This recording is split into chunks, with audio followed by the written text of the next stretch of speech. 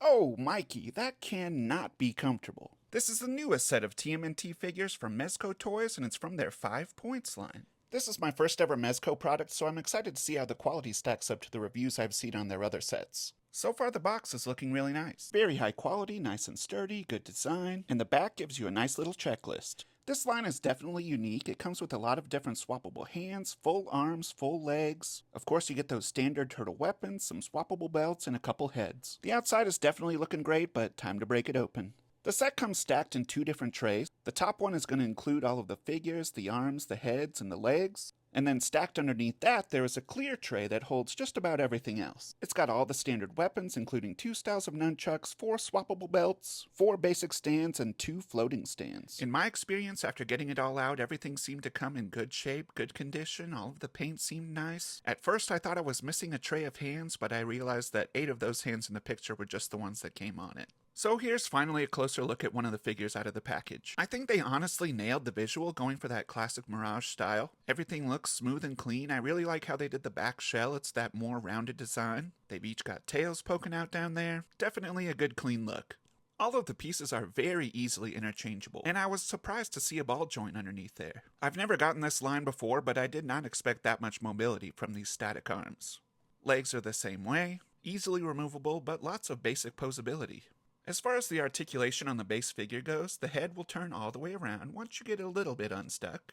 It tilts up and down just a little bit, not too much. Arms move all the way around at the shoulder, you get in and out as well. You get this waist swivel, which always looks unnatural on a turtle, but it might come in handy. Legs move freely as well, just nothing at the knee, of course. So you do get 4 figures that are exactly the same, all the same belts, faces, arms, and legs. But that's where you can really start to have fun with all of the different swappable parts. Starting things off, we get 2 of the same alternate head, not showing any teeth, both looking smooth. There's no real articulation at the neck, it's just kind of that molded ball peg, but the heads move freely around on top of it. There's the closed mouth look compared to the original. Not a ton of variation, but we do get a little bit.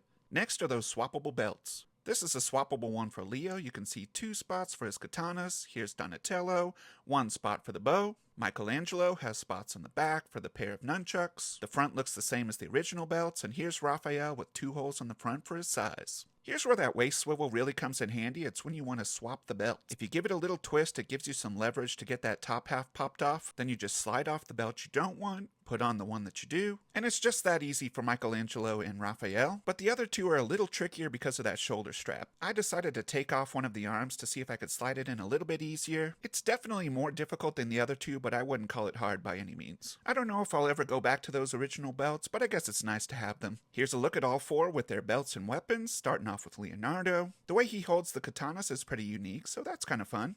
I don't think I have any figures that hold them on the back like that, so that's cool. Here comes Donatello, looking pretty standard. I think the scale and length of the bow is nice. It looks good with the figure. Next, we'll bring in Raphael. His weapons look a little bit big when they're on the body, but in the hands I think they look nice, so I'll take it. They poke down quite a bit, so it might mess with some of the leg choices, but I think it's okay. Then finally, here's Michelangelo, looking the same from the front, but when you flip it around, you can see that nunchuck storage on the back. I always like it chains poking up, but you can do the other way as well. Or maybe you could be really wild and do one of each. Let me know if that triggers any of you, like taking a bite out of a whole Kit Kat bar instead of breaking them apart. Closer look at the weapons. Here's Michelangelo. We get a pair of these straight nunchucks. Of course, it would have been nice to get a spinning chuck effect, but we can't have everything. These do have a little bit of pliability, but I don't know how well they'll hold. Same thing with the folded chucks. You can spread them out a little bit if you want to, but I don't know if I'll risk it. Leo's katanas looking sharp. The paint is nice. Same thing with the size. They actually are a little bit sharp, so be careful. Nice little wrap design, and then that silver butt piece on the end. Then we have Donnie's bow. I like that they went with the brown wrap. I think it looks classy. So now we are finally ready to try some of these swappable features.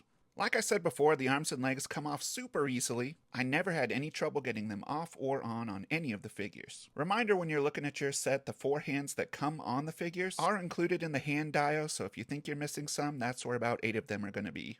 You do get 2 sets of these kind of open grip pointing hands. One set comes on a bent arm and then another set on a straight arm. I'm not 100% sure what the primary use of these would be. They really have no grip, so it must just be for kind of like a pointing pose or just kind of a non-weapon action pose. If you're really careful, you can get some of the weapons to kind of rest in there, but they definitely don't grip them.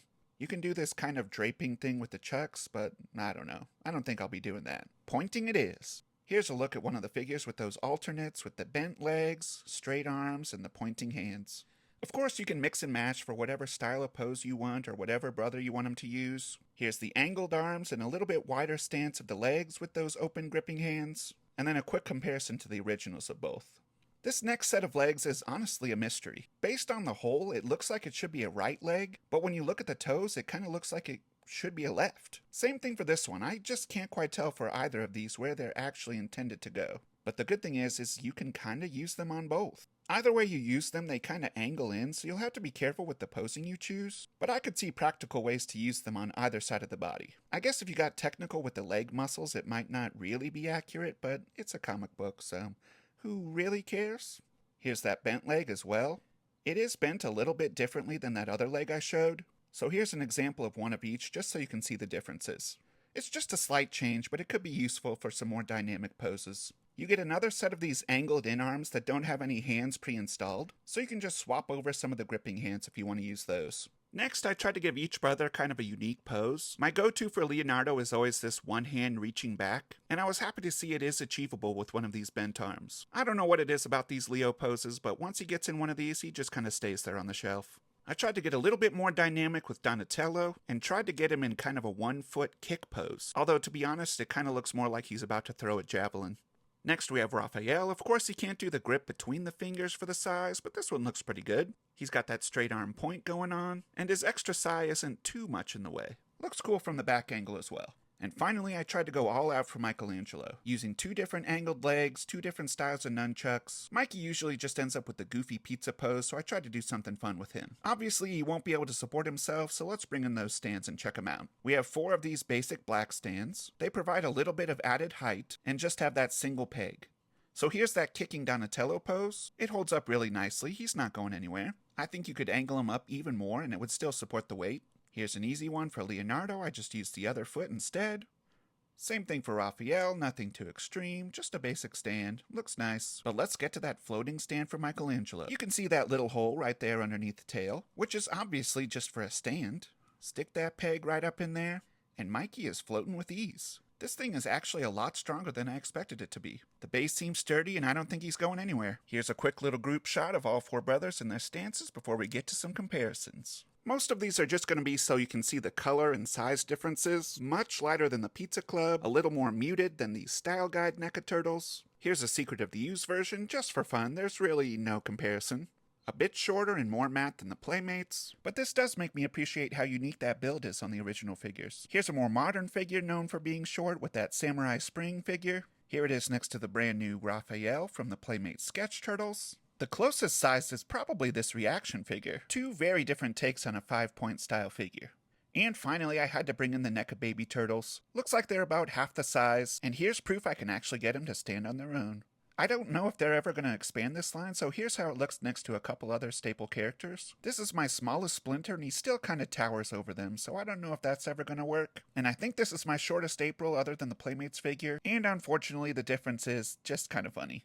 I wish I had more Mezco Turtles to compare these to, but unfortunately this is my only set. But everything people have been saying about those other sets seems to hold true for these as well. Very high quality, great details, and just a fun set of figures. I just did a quick search and you can find these online right now, so if you're interested, definitely scoop up a set for yourself. Please let me know what you think of these down in the comments below. Thanks for watching and we'll see you next time.